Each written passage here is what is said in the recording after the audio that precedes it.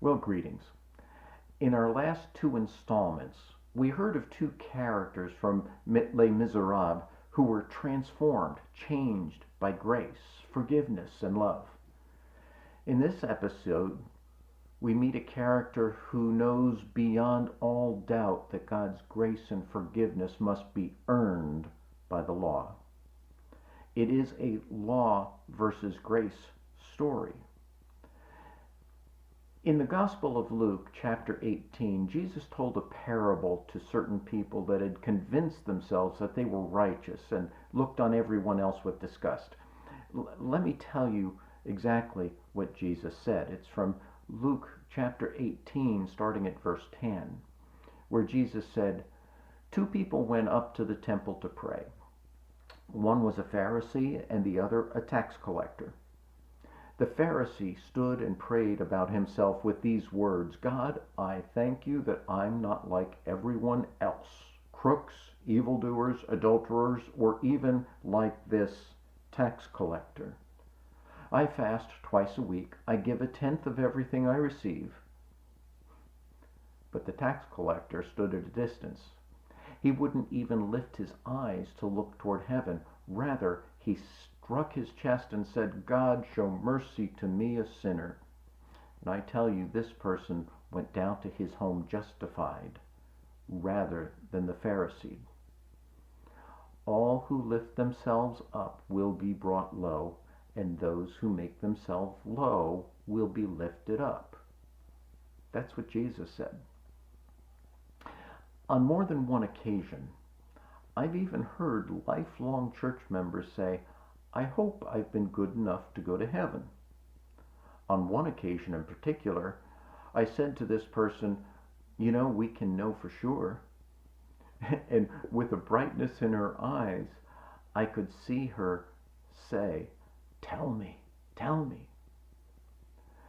Dallas Willard calls what we often get into the gospel of sin management. It's not about a life changed by the grace of God, a life changed by grace from the inside out. It's just managing, controlling sin. But Jesus said, "Woe to you, teachers of the law and Pharisees, you hypocrites! You just clean the outside of the cup and the dish, but inside they're full of greed and self-indulgence." See, that was the trap of Inspector Javert. He was born in a prison. His mother, a gypsy, his father, a cook. And as a prison boy, he was excluded from society, and he became attached to the law. His whole identity was anchored to the law, and minding every single jot and tittle. He found his place by becoming the epitome of law, the absolute embodiment of the letter of the law. He could not ever see the intent of the law.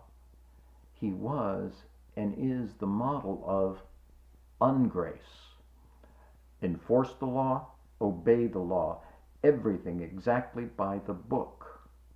And he actually sings, "That's the way to please the Lord." Javert is always in uniform, always buttoned up to the neck.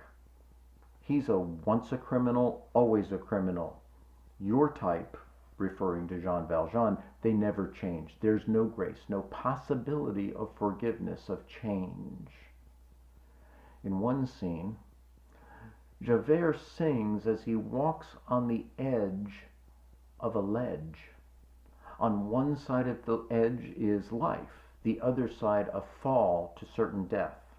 And Javert knows and is self-assured and self-righteous about which side of the ledge he would land on. He sings, "And if you fall as Lucifer fell, you fall in flames. And so it must be, for so it is written on the doorway to paradise, that those who falter and those who fall must pay the price." And so he goes on to sing, to say about Jean Valjean, "Lord, let me find him, that I may see him safe behind bars. I will never rest till then. This I swear by the stars. Javert, throughout the story, pursues the criminal, this man who's full of grace, Jean Valjean, and he finds him, this Jean Valjean, except it isn't. Javert has found some other poor, defenseless, petty thief trying to survive. And the real Jean Valjean, who had taken on a new identity to escape his past, out of grace, Jean Valjean was transformed, a new man with a new identity.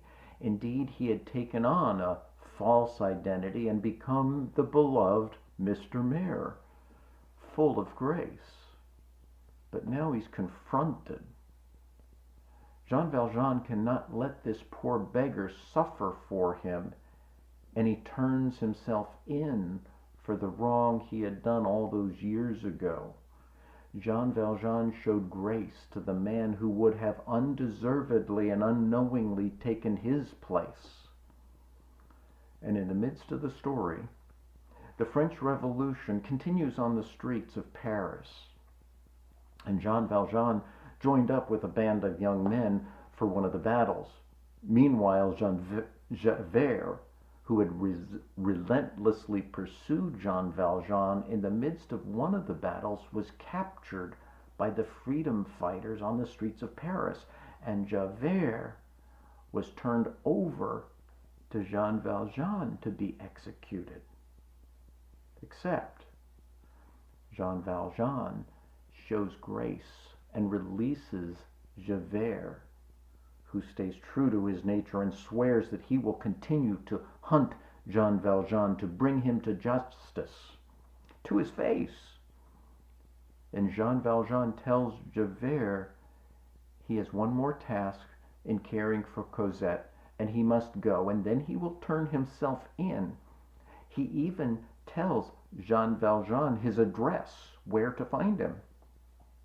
And in just a few short scenes later, Javert is completely undone. Javert cannot understand, he can't comprehend salvation is by works, by holding to the letter of the law. He cannot comprehend grace. His life is coming apart. How can he go on? He couldn't understand, as many today cannot understand. He can't understand Jesus pardoning the thief on the cross.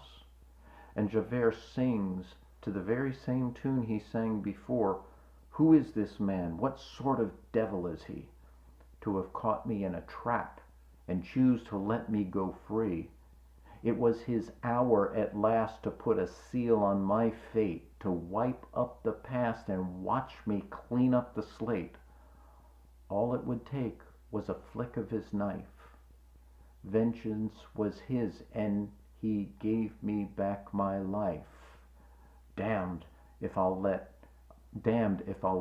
in the debt of a thief. Damned if I'll yield at the end of the chase. I am the law, and the law is not mocked. I'll spit his pity right back in his face. There is nothing on earth that we share. It's either Valjean or Javert." Wow. Javert's anger, his rage at being bested, he can't even see the grace, the forgiveness from Jean Valjean. Jean Valjean even said, "Javert, you're just doing your job." To Javert, on the other hand, it was just who wins this contest. But suddenly, in the song that Javert is singing, something changes. Javert sings, "And must I now begin to doubt what I've never doubted all these years? My heart is stone, but still it trembles. The world I have known is lost in shadow. Is he from heaven or from hell? And does he know that granting me my life today, this man has killed me even so? I am reaching, but I fall. The stars are black and cold, and as I stare into the void of a world that cannot hold, I'll escape now from that world, from the world of Jean Valjean. There is nowhere I can turn. There's no way to go on. And Javert steps off the ledge and falls to his death. Now, Javert is an extreme, and so is the Pharisee in Jesus' story. Jesus told the story to make a point. It's a point for us, as the point is made in Les Misrables with Javert. Do we look inward with an eye to following the law, that following the law is the way to paradise, to use the words of Javert? No grace. It's all about guilt. Do you walk to the ledge wondering if you're good enough? Do you want to know for sure? Do you want to put to rest the question, am I good enough for heaven? The answer is simple. It's absolute. No, you are not good enough for heaven. But God's grace is sufficient. Romans 3:23, all have sinned. Romans 6:23, the wages of that sin is death. But the gift. Romans 10, verses 9 and 10, if you confess with your mouth Jesus is Lord. Romans 10:13, all who call on the Lord's name will be saved. Dallas Willard says it this way, do you obsess merely with doing all God's commands? Doing the law may be the very thing that rules out being the kind of person that he calls you to be. See, do you look at others to see how they're falling? Because, after all, I'm surely not as bad as them. Surely I will be able to go to heaven. If you're looking that way, well, stop it. You're saved by grace, by faith, and even your faith is God's gift. Javert was undone. He could not comprehend it. He could not let go of his pride of holding on to the law. And holding on to the law just does not work. It made Javert a nasty human being, as it surely does to us. No, it's about grace and transformation of our inward life to become something entirely new, transformed by the grace of God. In the words of Dallas Willard, I must train through appropriate courses of action to become inwardly transformed by grace, to become the kind of person in my inmost thoughts, feelings, attitudes, and directions of will, who will routinely do the kinds of things that Jesus said to do. And I will then not be governed by anger, contempt, or lust. I'll be able to bless those who curse me, to love my enemies, and so forth, because I am one in whom the character and power of Christ has come to dwell through the processes of discipleship to Jesus. That's grace.